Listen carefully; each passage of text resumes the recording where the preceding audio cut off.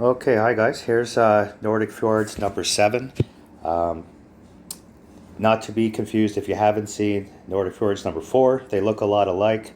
The other one has 2 pads on the right and the holes off to the right, where this one's more centered. So don't confuse the two like I did when I first started playing these holes. I thought it was the same hole for a while and looked kind of silly a few times. Um, Okay, so a couple things. This hole's tough. It's a lot tougher than the other one, um, but that's it's tough for them too, and that's why we're doing this. I would say just from writing shit down and really working hard on this hole, I hardly lose it anymore. It it just because other guys are just getting up and shooting, and there's so many variables on this hole. So first of all, I play it like the other one. Yeah, I'm in the with arrow. Oh, I forgot this. So plus 10 with arrow. Okay, and there's a few different shots. There's this shot, which will be your Goliath or your Grizzly. This is another hole. I find a bit of an advantage with the Goliath because the Grizzly will get you in between clubs on some wins. The other shot is a sniper from here. Now, once in a while, you'll have a wind. So, like, if you have this wind, okay, you can't play that shot because you're going to be pulling back into the Goliath, and you're messing around with adjusting with a sniper, but playing a Goliath when you pull back, and that never works out well. Okay, so this shot on the right pad will be reserved for crosswinds only and for headwinds. Okay, you can't play that with the tailwind. So with the tailwind, you're most likely always going to go from here. We've seen tournaments past where there's rough bumps and sand bumps where you can try and just play it in there and pop it out. On tour, I just don't do it because they're not dialed in yet. You can practice them in a tournament, on your practice round or whatever, or see it online, someone playing it and try and duplicate it. I just don't play that shot ever, unless my guy went first and was next to the hole. I might just try something outrageous for fun. And the other shot is from here. Now, if you had a Guardian, this is a shot, but I only play that shot with a sniper because I don't use a Guardian. So if I've got a cat or the sniper, and when I've got a headwind, right? So and a stronger headwind, and what happens that shot here, you would play, so you'll see the in between club line is usually about there. So your minimum, right? Sniper with the wind arrow, okay, and while you're pulling, especially if you're strong wind, let's say you had a 12 wind coming down at you, right? You got to remember when you're pulling that many rings, you're pulling out of the minimum, so you got to add more to your adjustment, okay. And what you're going to try and do is your ball guide is going to show being up on this hill here, but when you've got the headwind, you got to remember that your ball guide's going to compress, and that roll down is going to get you rolling down towards the hole. And believe it or not, with that, even being 5 yards from the pin, 5 yards is usually going to win you this hole, okay, with that wind. All right. So playing that's a good shot into the wind. And the reason for that is because if you can play from you can play from back as well into the headwind on this shot. Okay, and try and just bounce with a little top spin and do the same sort of thing. I wouldn't recommend with a headwind going after the hole, okay, because what's going to happen is you try a backspin or whatever, you're going to come up short, and you're going to hit it in the rough, and I've done it, and it's annoying. Don't hit that shot. So if you are going to play back here, you got to play topspin. So if you do have a Grizzly, this isn't the worst hole for it because you get a little ball guide seeing where you're going to come down the hill. Okay, but I tend with any headwind that I don't want to play from this spot, that I play from this spot because this is a good headwind spot too. So let's look at some videos and then we'll come back to here and go over some of the adjustments we're going to see here. So I haven't looked at these in a while. So a lot of these shots are from when I first, with these holes came on 2 or 10. So, been messing around a lot with them. So you can see here, got that headwind and got also the right to left, which is important. Now, the key thing on this shot, right, is not to over pull it. Let the wind do the work. Look how far right of the hole I was. Okay, my ball guide was well out to the right. Okay, and I would have been playing with the wind arrow probably that mid plus 10 with the wind arrow. Okay, and a good landing spot and just got over, right? So even though, let's go back to where my ball guide was. So look at this ball guide. See how I'm probably into that fringe, right? So that's something to learn so I play too much backspin here. So with this bit of headwind, let's see here. My cat just jumped on my lap. So that's 1, 2, 3. That was about 5.5 backspin. Too much. Okay, too much. If I was playing this shot now, I'd probably play it about 4. Okay, so let's go to the next.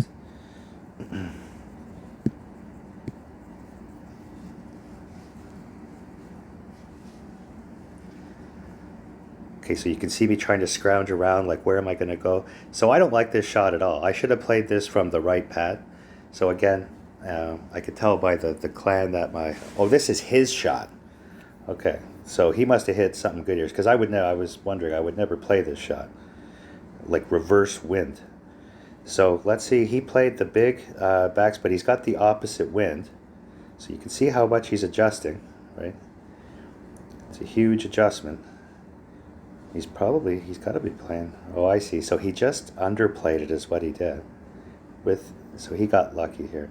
So see how that mound, you get that big bounce off the mound. So if you can, get that shot, this shot's, in my opinion, very lucky by him. But if you can get that shot down where it's not lucky and you're trying to do it, I mean, this was a pretty good shot. See his ball guide there? See, that comes down real nice. So that's something to think about. But I've tried this shot a couple times and got caught up there. So, I'm not sure how consistent of a shot that would be. But something to think about, again, if your guy gets close, hey, that's another way to try and get close, right? Okay, so see with the little headwind again and also the right to left, I like to play off this pad. And look, you can get to the ball guide almost right at the hole, right? Now, playing this hole a lot of times, see, yeah, I would come way off. I would come way out to the right now if I was to play it again.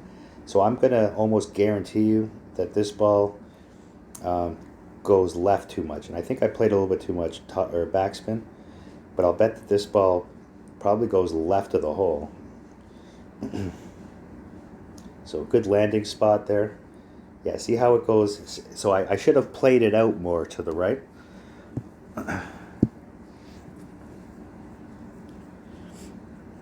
And it looks weird when you're looking at your ball guide, and it looks uncomfortable sometimes, but you just gotta trust that that wind effect is going to bring it back towards the hole.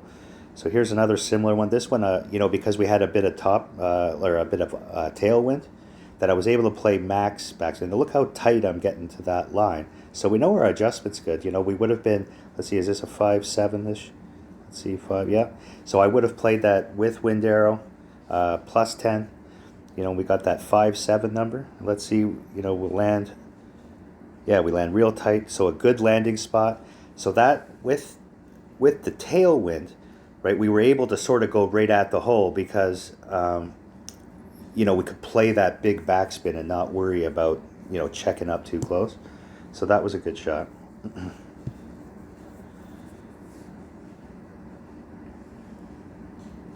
Okay, so let's see what we do here. So yeah, I would play the same shot. So all the right to lefts, and as long as it's not tailwind, you can play from this side. And I prefer this. I think this is the way to get closest to the hole.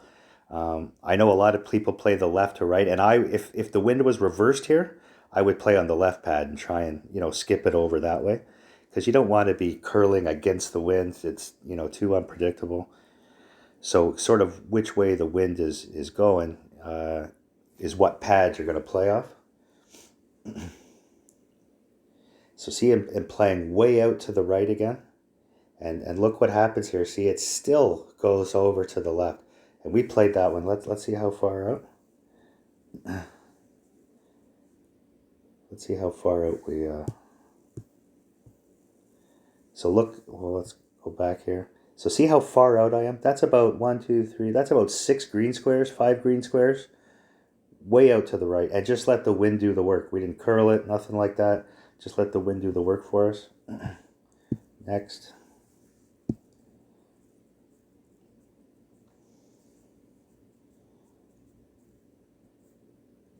Okay, so see how I had a grizzly on this one.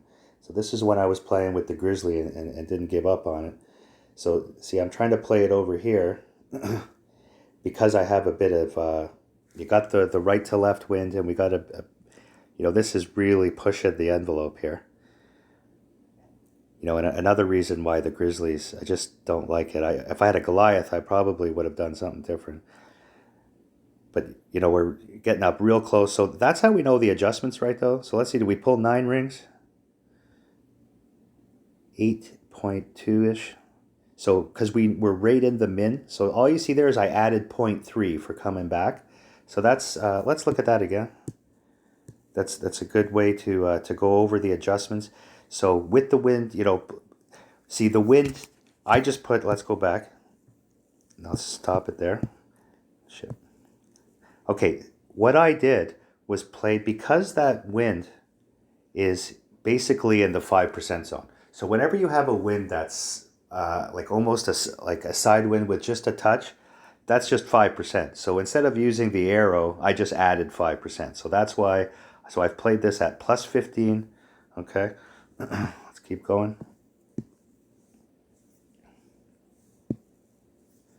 Okay, and what you can see here, so see I'm right in the min. So the min would be 7.9. And look how far out that we're playing. So you can see that the red coming up, I'm right in the min. And what I'm doing, because I'm pulling away from the min, see here? So I'm going to make that now like what I did was just add like 0.3. See that? From the 7.9, played like an 8.2.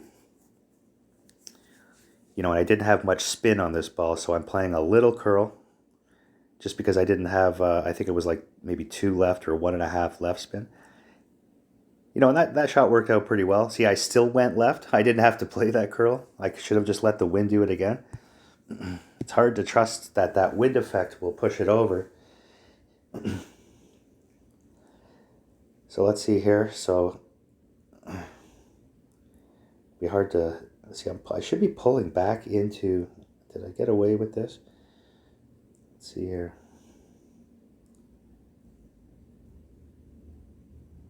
Because I should be pulling into, and that's the thing when you have the grizzly. That's why I was able to play the shot, because the grizzly was there. And if I had a Goliath, I couldn't play this shot. So that's kind of interesting that it sort of worked reverse of my thinking. So I like that shot. I would rather be a little right on this hole because it usually spin it left. So let's look at that again. So we had the 4 upwind. So normally we wouldn't be able to get away with this shot. The Cat 7 you can see I'm using here is a nice club. Because you get that ball guide at the 7 level. So let's see where I played this. So I should have played this right in the min, really, like 2.9 or 3. See, let's see, 3 I played. Maybe 3.2.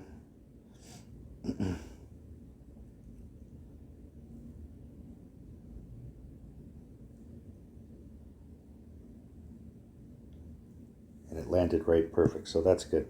So we know by these shots, too, that the with arrow plus 10, right, is every shot is spot on almost. For the landing area. It's landing right where we're landing.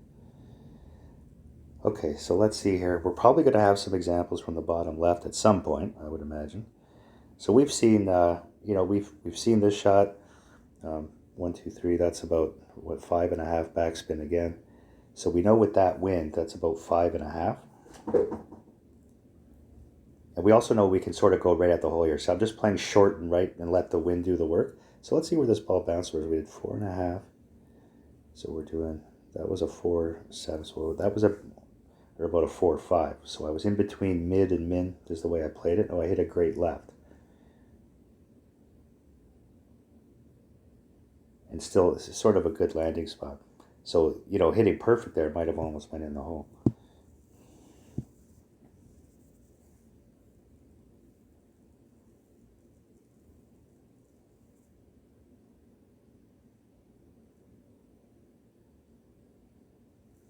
Okay, so we've seen shots that look like that. Let's go next. I want to see some off. So, see this side, right? You can still play off the right pad here and play curl.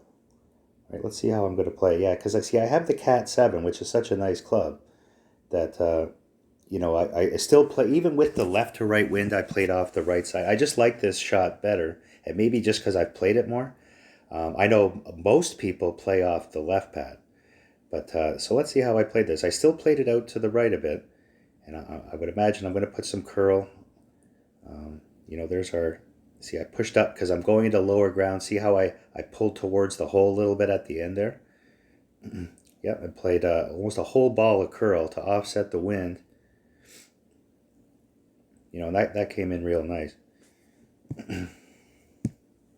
Next. Okay, we've seen enough of these shots. I want to get some off the left side if we can.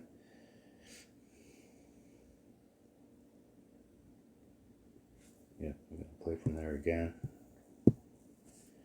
Next.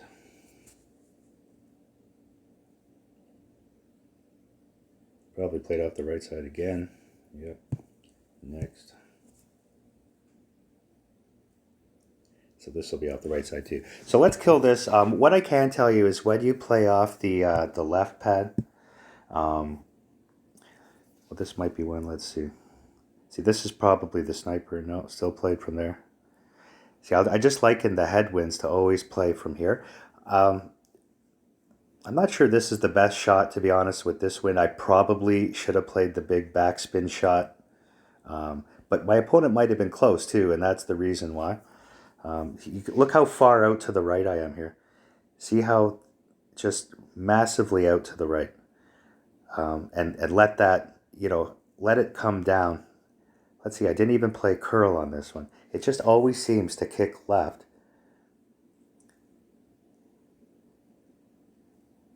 See, that's a real nice shot. See how it's still, even without much wind going to that way, it still came in quite nicely there. So, okay, we didn't have much examples from that side, so we'll write that one out. So from this area here, okay, it's still a good shot. I just like this one from the right better. And you'll see you'll still play at +10. You'll be in a max Goliath or a max Grizzly from that side. I would play it, you know, in winds that are, you know, anything, you know, going left to right and with any up or side.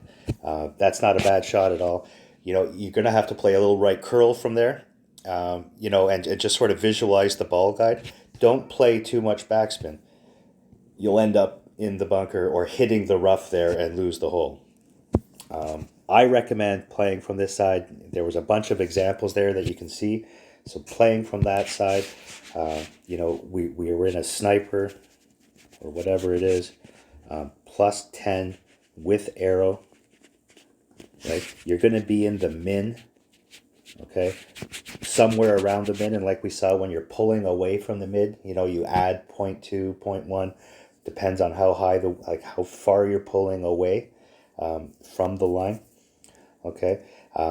And we saw with the wind, okay, that in this wind, okay, so the tailwind would be about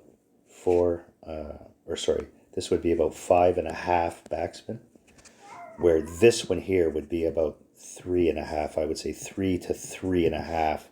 And even when your ball looks like it's going, you know, your ball guide, just trust that it's going to come down to the left. Aim right at the hole. And, okay, so I would say if those spins are like that this, you know, left and right one are about 4 backspin. Okay, and I think you'll have a lot of success playing it that way. The other one is that shot we saw that guy play, where you're going to play a backspin sniper shot.